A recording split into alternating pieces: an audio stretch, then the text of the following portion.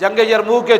حضرت ابو سفیان ویخ کے کیسی جدوں لرزہ ہر طرف لرزہ تاری 3.5 لاکھ فوج سی رومیاں دی، صحابہ دی تعداد صرف 35,000 سی، تے جدوں ویکھیا نا ہر صحابی نے خطبہ دیتا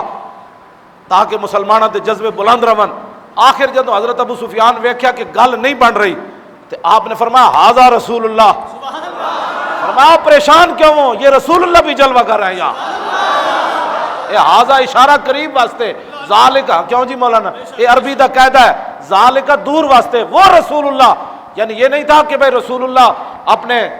روزہ انور کے اندر جلوہ گر ہیں وہ دیکھ رہے ہیں مدد ہوگی، کہا نہیں نہیں نہیں، ھذا رسول اللہ، میں اپنی آنکھوں سے دیکھ رہا ہوں رسول اللہ کو یہاں کھڑے تھے۔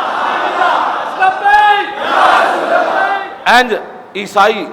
انجیل لے کے انہوں دے پادری تے پوپ اپنی فوج دے اگے اگے اچھی اچھی آواز نال انجیل پڑھ رہے سن، تے معاذ بن جبل جدوں ویکھیا تے کہا یا اللہ اے کی بن گیا، یعنی وہ اپنی کتاب پڑھ کے وہ باہر رہے سن۔ پھر معاذ بن جبل بھی قرآن پڑھیا، پھر ابی بن کعب بھی قرآن پڑھیا، سب تو بڑے قاری جنہ رسول اللہ نو قرآن حضور نے انہاں نو قرآن سنایا سی، تے اللہ نے نہ لیا سی ابی بن کعب نو قرآن سناؤ، تے ابی بن کعب رو پے سن، یا اللہ سمانی، یا اللہ یا رسول اللہ اللہ میرا نہ لیا، تو حضور نے فرمایا اللہ نے نہ لیا ابی بن کعب نو قرآن سناؤ۔ ابی بن کعب بھی اتنے اچھا قرآن پڑھیا، وہ انجیل پڑھ رہے سن انہوں نے پادری تے پوپ۔ تسی جدوں سانو ہتھکڑیاں لائیاں ذلیلو، قرآن مڑ کے بارڈر تے اسی پڑھنا، تو انو تو کلو واللہ نہیں آندی، اسی اتنے پڑھنا ہے، یا ایھا النبی جاہد الکفار، مسلمان اچھا جی کیوں جناب، وَاعْلَمُوا أَنَّمَا غَنِمْتُم مِّن شَيْءٍ الرحمن علم القرآن، تے ساڑی فوج نچن لگ پینا ہے۔ یہی سازش ہوئی بھی مولویوں نو ہتھکڑیاں لا دو تو قرآن پڑھے گا کوئی نہیں، فوج لڑے گی کیویں؟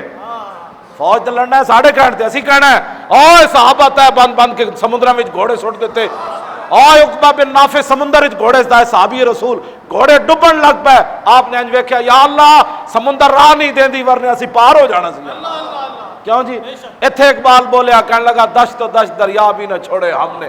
اور بحر ظلمات میں دوڑا دیے گھوڑے ہم نے۔ اے اساں بیان کرنا ہے، سعد ابن ابی وقاص دریائے دجلہ دے سامنے کھڑ کے فرمایا دجلہ اسی پار جانا ہے۔ یہ گل اساں بیان بارڈر تے کرنی آ، تسی مولویاں دے کھاڑا چھڈو، تہاڈی مہربانی۔ ویسے ہتھکڑیاں بھی لگیاں ہونگیاں پھر بھی اسی گل یہی کرنی،